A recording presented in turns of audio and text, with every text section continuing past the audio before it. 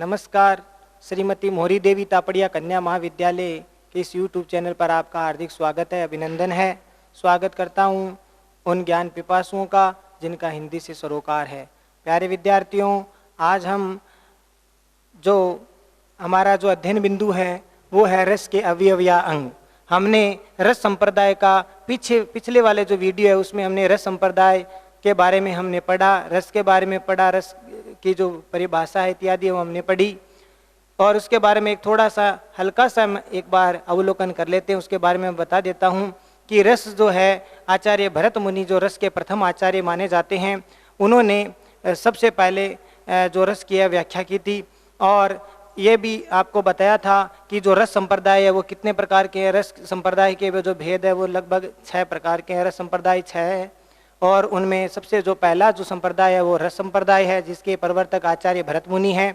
दूसरा जो संप्रदाय है वो अलंकार संप्रदाय है जिसके प्रवर्तक आचार्य भामह माने जाते हैं। तीसरा जो संप्रदाय है वो रीति संप्रदाय है जिसके प्रवर्तक आचार्य वामन माने जाते हैं। और चौथे जो संप्रदाय है वो आचार्य आनंदवर्धन जिन्होंने ध्वनि संप्रदाय का प्रवर्तन किया। पांचवें हैं जिन्होंने जो वक्रोक्ति संप्रदाय है जिनके प्रवर्तक आचार्य कुंतक माने जाते हैं। और छठा जो अंतिम है वो है औचित्य संप्रदाय जिसके प्रवर्तक आचार्य क्षेमेंद्र जी माने जाते हैं। तो इस तरह से हमने पिछले वीडियो में संप्रदायों के बारे में पढ़ा।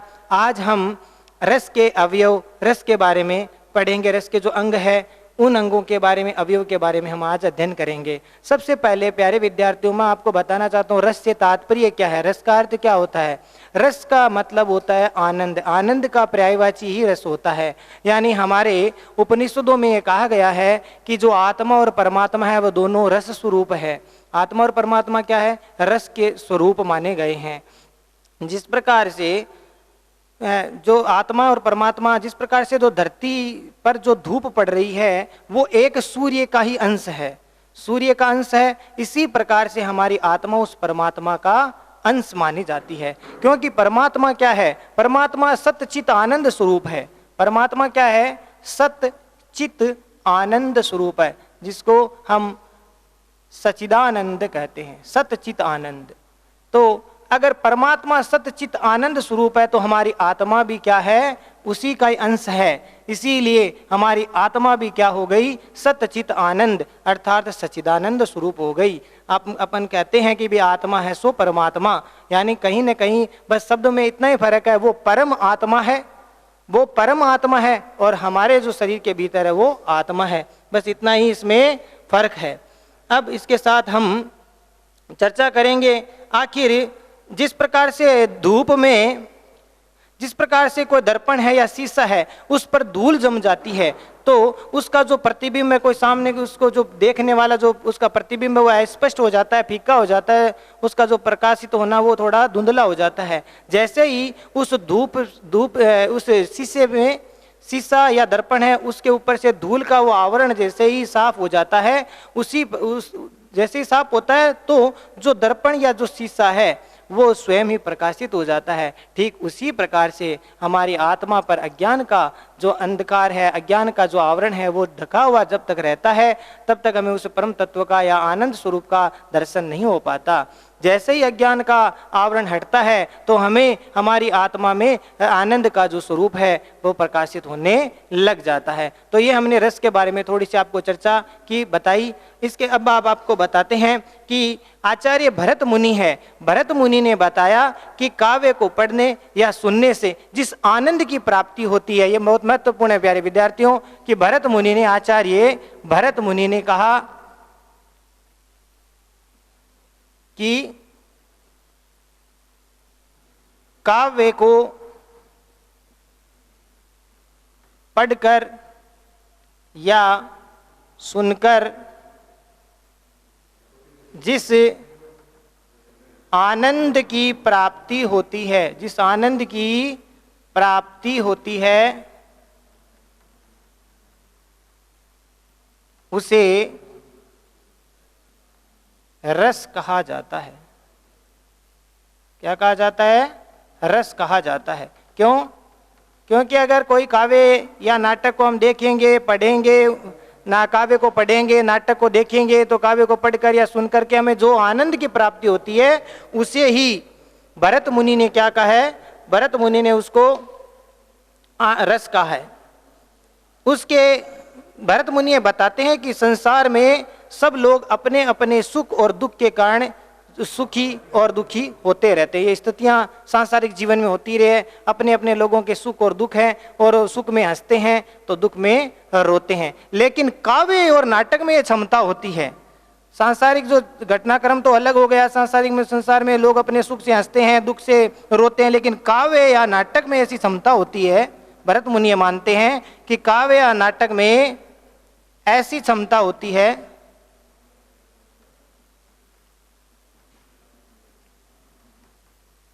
ऐसी क्षमता होती है कि जिससे व्यक्ति पराये दुख यानी दूसरों के दुख, पराये दुख से, पराये दुख सुख से सुख में संवेदना के भाव, संवेदना के भाव प्रकट करने लग जाता है, करने लग जाता है। यानी भरत मुनि ये मानते हैं कि जब काव्य सांसारिक लोग में, सांसारिक में तो सुख दुख अलग, जैसा सुख और दुख है वैसे स्थिति के अनुसार लोग हंसते हैं, प्रसन्न होते हैं, सुखी होते हैं, दुखी होते हैं। लेकिन काव्य या नाटक में ऐसी क्षमता होती है कि जब काव्य या नाटक में जो जैसा दिखाया जाता है, जैसा अभिनय किया जाता है, काव्य में जो लिखा जाता है, नाटक में जैसा नट या अभिनेता जैसा अभिनय करता है, उसको देख करके जो दर्शक होते हैं या जो काव्य को पढ़ने वाले पाठक होते हैं, उनसे वो पराये व्यक्ति है वो पराये दुख सुख से अपनी संवेदना व्यक्त करते हैं। अतः जैसे नाटक में दिखाया जाता है दुख का दृश्य तो वो दुखी हो जाते हैं, सुख का दृश्य दिखाया जाता है तो वह सुखी हो जाता है। तो इस प्रकार से काव्य और नाटक में ये सब शक्ति होती है एक तरह से। इससे व्यक्ति क्या होता है कि कुछ समय के लिए अपनी आत्मा को अनुभूति योग्य बना लेता है। यानी कुछ समय के लिए व्यक्ति को ऐसा लगता है कि जैसे वह खुद ही जो नाटक में दिखाया जा रहा है या जो काव्य में जो लिखा हुआ है उसको पढ़ करके स्वयं दुख और सुख का अनुभव करने लग जाता है, तो अपनी आत्मा को अनुभूति जन्य बना लेता है। तो इस प्रकार से भरत मुनि ने रस की परिकल्पना इस प्रकार से की। इसके बाद में जो रस वह आनंद है, रस क्या है, वह आनंद है जिसकी अनुभूति किसी कलात्मक कार्य के द्वारा मनुष्य करता है। कलात्मक कार्य मतलब अभिनय किया जाता है, कलात्मक कार्य मतलब अभिनय किया जाता है, और अभिनय को देख करके व्यक्ति उसी प्रकार के रस या आनंद की प्राप्ति करता है। नाटक में कलाकार अपनी कलाकारी दिखाता है और उसको देख करके उसी प्रकार से दर्शक है वो आनंद का अनुभव करते हैं। तो ये आचार्य भरत मुनि ने उसी को ही रस की उपमा दी है। यानी कोई भी दर्शक होगा तो कोई काव्य को, जो पाठक है, सहृदय पाठक है, वो काव्य को पढ़ेगा, या जो दर्शक है वो नाटक को देखेगा, और नाटक को तब वो देखते देखते इतना तन्मय हो जाएगा, लीन हो जाएगा कि उसको फिर उसका आभास ही नहीं रहता, किसी चीज का आभास नहीं हो, बड़ा तल्लीनता से नाटक को देखेगा, तो उससे जो आनंद की प्राप्ति होगी भरत मुनि ने उसी को ही रस कहा है। भाई अपने जो जीवन है, अपने सामान्य जो जीवन है वो भी हम देखते हैं कि कोई नाटक हम देखते हैं, फिल्म देखते हैं, तो हम उस पात्र को देखते देखते हम इतने लीन हो जाते हैं, हमें भूख प्यास भी भूल जाते हैं और एक तल्लीनता से उसको देखने लग जाते हैं। क्यों? क्योंकि हमें उस नाटक या फिल्म में आनंद का अनुभव होने लग जाता है और हम लगातार उसको देखते रहते हैं। ठीक भरत मुनि ने ऐसा इसमें भाव प्रकट किया है। अब आपको हम विद्यार्थियों बताते हैं कि रस के अवयव कौन क्या कहलाते हैं, रस के अवयव कौन से।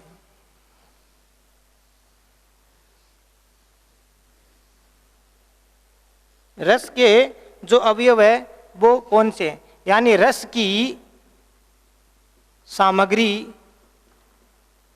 रस की सामग्री ही रस के अवयव या अंग कहलाते हैं।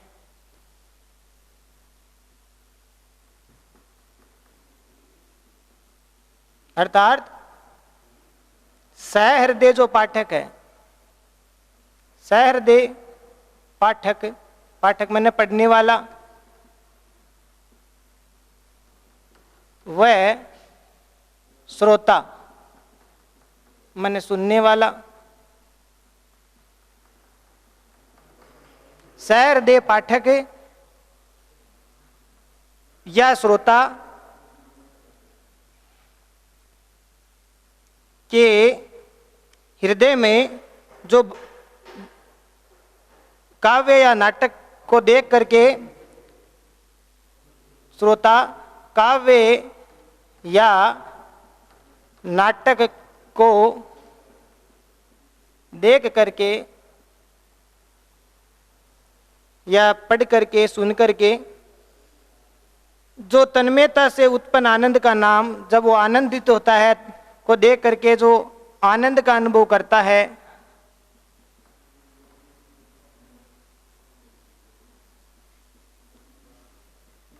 ऐसे सहायक भावों को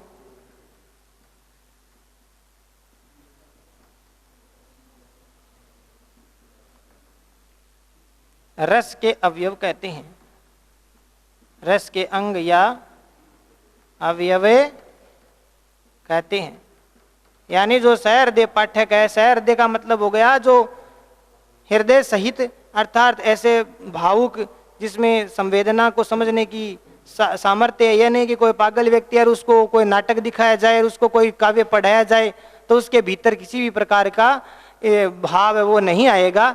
इसमें सहृदय पाठक का मतलब जो सही प्रकार से स्वस्थ है और उसके हृदय में संवेदना है, भाव है, वो पाठक जब पढ़ने वाला या जो श्रोता सुनने वाला जब काव्य या नाटक को देखता है, देखकर आनंद का अनुभव करता है, ऐसे जो सहायक भाव होते हैं जो आनंद को प्राप्त करवाते हैं, आनंद की प्राप्ति करवाते हैं, ऐसे सहायक भावों को रस के क्या कहलाते हैं? वो रस के अंग कहते हैं उसको।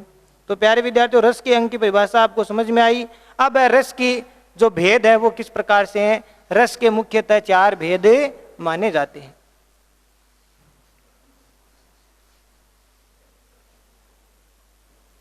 रस के अंग, रस के 4 अंग हैं।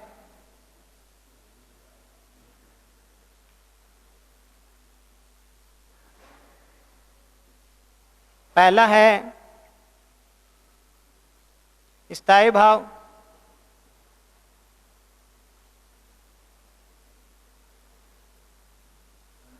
विभाव, अनुभाव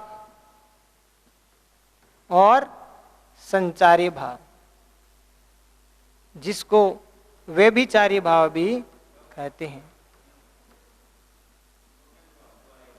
व्यभिचारी भाव कहते हैं। तो इस प्रकार से ये 4 अंग है रस के: स्थायी भाव, विभाव, अनुभाव, संचारी या व्यभिचारी भाव। आचार्य भरत मुनि ने कुल 49 भावों को स्वीकार किया। कुल 49 भावों को स्वीकार किया है, जिसमें 8 तो स्थायी भाव हो गए, 8 स्थायी भाव और 8 ही सात्विक भाव और 33 संचारी भाव। तो इस प्रकार से भरत मुनि ने कुल 49 भावों को स्वीकार है वो किया है। अब देखिए स्थायी भाव कौन से होते हैं? तो वो स्थायी भाव होते हैं 8 प्रकार के। ये सारणी आप पक्की याद करें। स्थायी भाव है 8 प्रकार के। तो इसमें है रति, हास, शोक, क्रोध, उत्साह, जुगुप्सा और विस्मय। तो भरत मुनि ने रति, हास, शोक, क्रोध, उत्साह, जुगुप्सा और विस्मय और भय, इस प्रकार से 8 प्रकार के जो स्थायी भाव है वो स्वीकार है भरत मुनि करते हैं। और इन स्थायी भावों के 8 ही रस है वो भरत मुनि मानते हैं। भरत मुनि नाट्य शास्त्र ग्रंथ में 8 ही रस है वो स्वीकार किए हैं। बाद में हमारे और एक आचार्य हुए जिनका नाम था उद्भट। उद्भट जी ने 9वां जो स्थायी भाव है, 9वां स्थायी भाव स्वीकार किया, उसका नाम था निर्वेद, जिसको सम कहते हैं। यानी ये जो स्थायी भाव है उसका जो रस होगा वो कौन सा होगा? उसका रस होगा शांत रस। ये भरत मुनि ने जो प्रतिपादित किया वो थे 8 ही, और जो उद्भट है उसने एक 9वां स्थायी भाव और उन्होंने अपनी तरफ से जोड़ा। उन्होंने आचार्य उद्भट ने 9वां जो स्थायी भाव था वो था निर्वेद यानी सम, जिसमें शांत रस की प्रतिपादन होता है। फिर आगे जो 10वां जो है वो स्थायी भाव है वो आचार्य विश्वनाथ ने प्रतिपादित किया। आचार्य विश्वनाथ ने प्रतिपादित किया, उसका नाम था वात्सल्य। वात्सल्य जो है वो उन्होंने स्वीकार किया था, और वात्सल्य से वत्सल रस की उत्पत्ति होती है। फिर 11वां जो था, 11वां वो रूप गोस्वामी जी ने स्वीकार किया, उसका नाम था ईश्वर विषय प्रेम। ईश्वर विषय के प्रेम यानी जिसको हम भक्ति रस कहते हैं, भक्ति रस कहते हैं। वैसे देखो हिंदी साहित्य में 9 रसों को प्रमुख माना गया है, लेकिन आचार्यों ने 11 तक इनकी संख्या कर दी है। तो इसमें 8 तो है भरत मुनि के द्वारा प्रतिपादित, और 9वां है उद्भट जी के द्वारा प्रतिपादित। आचार्य उद्भट जी ने 9वां जो स्थायी भाव स्वीकार किया था उसका नाम था निर्वेद यानी सम, जिसका शांत रस प्रतिपादित होता है। 10वां जो आचार्य विश्वनाथ जी ने वात्सल्य, और 11वां जो स्थायी भाव है वो रूप गोस्वामी जी ने ईश्वर विषय प्रेम यानी जिससे भक्ति रस की प्रतिपादित हो। तो इस प्रकार से स्थायी भावों की ये हमने जो सारणी है वो बनाई है। स्थायी भाव आपको याद करेंगे। स्थायी इसी 8 प्रकार के, इन्हीं 11 के रस है वो होते हैं, लेकिन आचार्य भरत मुनि ने 8 ही अपने नाट्य शास्त्र ग्रंथ में 8 प्रकार के ही स्थायी भाव स्वीकार किए हैं। विभाव कितने प्रकार के होते हैं? तो विभाव 2 प्रकार के होते हैं, आलंबन विभाव और उद्दीपन विभाव। आलंबन विभाव और उद्दीपन विभाव। विभाव माने होता है कारण, यानी रस को बढ़ाने वाले जो कारण है वो विभाव कहलाते हैं। तो आलंबन विभाव को भी फिर हम 2 उपभेदों में और बांट देते हैं। आलंबन विभाव को हम 2 भागों में बांटते हैं, तो वह है विषयालंबन और आश्रय आलंबन। ये आगे हम चर्चा करेंगे। तो विभाव हो गए, विभाव में 2 आलंबन विभाव और उद्दीपन विभाव। फिर आलंबन विभाव के फिर और 2 उपभेद हैं, विषय आलंबन और आश्रय आलंबन। इसी प्रकार से अनुभवों की संख्या हम 4 मानते हैं। कायिक अनुभव, वाचिक अनुभव, आहार्य अनुभव और सात्विक अनुभव। तो इस प्रकार से अनुभव भी हम भेद है वो करते हैं। तो 4 प्रकार के भेद माने जाते हैं। कायिक अनुभव जिसमें शारीरिक चेष्टाएं होती है, वाचिक में वाणी के द्वारा चेष्टा होती है, आहार्य का अर्थ होता है वेशभूषा। आगे हम चर्चा करेंगे, पढ़ेंगे। तो आहार्य में वेशभूषा के द्वारा जो है अनुभव किया जाता है। और सात्विक अनुभव है, फिर सात्विक अनुभव के हमें फिर से 8 भेद और हो जाते हैं। सात्विक अनुभव के फिर 8 भेद और हो जाते हैं। तो उसमें है पहला स्तंभ, फिर स्वरभंग, स्वेद, स्तंभ, स्वेद, स्वरभंग, फिर आपके वेपत्थु माने कंपन, और फिर वैवर्ण्य, फिर अश्रुपात, और अश्रुपात के बाद में होता है रोमांच, और रोमांच के बाद में परले माने बेहोश हो जाना, मूर्छा आ जाना। इस प्रकार का जो भाव है वो इसमें आता है। तो इस प्रकार से अनुभव है वो 4 प्रकार के होते हैं मोटे तौर पर, कायिक अनुभव, वाचिक अनुभव, आहार्य अनुभव और सात्विक अनुभव। और सात्विक अनुभव के फिर 8 उपभेद और हो जाते हैं। स्तंभ, स्तंभ का अर्थ होता है भाई शरीर का जड़ हो जाना। स्वेद का अर्थ होता है पसीना, शरीर से पसीना। ये जो सात्विक अनुभव है वो बिना प्रयास के अपने आप ही स्वतः ही शरीर से प्रकट हो जाते हैं। तो पसीना आना स्वेद हो गया। और स्वरभंग, स्वरभंग का अर्थ होता है कि मुख से वाणी का नहीं निकलना, आवाज नहीं निकलना या हकलाना। वेपत्तु, वेपत्तु में शरीर का कंपकपाना, कंपकंपी छूटना। वेवर्ण्य का अर्थ होता है शरीर का या चेहरे का रंग उड़ जाना। अश्रुपात में आंसू आ जाना। और रोमांच में रोंगटे खड़े हो जाना, शरीर का रोम रोम खिल जाना। और प्रलय का अर्थ होता है मूर्छा या बेहोशी की स्थिति है वो, जो इसमें प्रलय में स्थिति आती है। और संचारी भाव या जिनको व्यभिचारी भाव जिस संचरण करते हैं, ये एक तरह से क्षणिक होते हैं, थोड़े समय के लिए उदय होते हैं फिर तिरोहित हो जाते हैं। इनकी संख्या भरत मुनि ने 33 स्वीकार की है। तो संचारी भावों की संख्या है 33। ठीक है, इनके बारे में आगे हम चर्चा करेंगे। तो आज हम सबसे पहले अगर बात करें तो स्थायी भावों का हम वर्णन करेंगे। स्थायी भावों का वर्णन हम करेंगे। तो स्थायी भावों का वर्णन हम अगले जो वीडियो है उसमें हम स्थायी भावों के बारे में चर्चा करेंगे। आज के लिए बस इतना ही। आप चैनल को ज़्यादा से ज़्यादा लाइक करो, शेयर करो और सब्सक्राइब करो। जय भारत, जय हिंदी।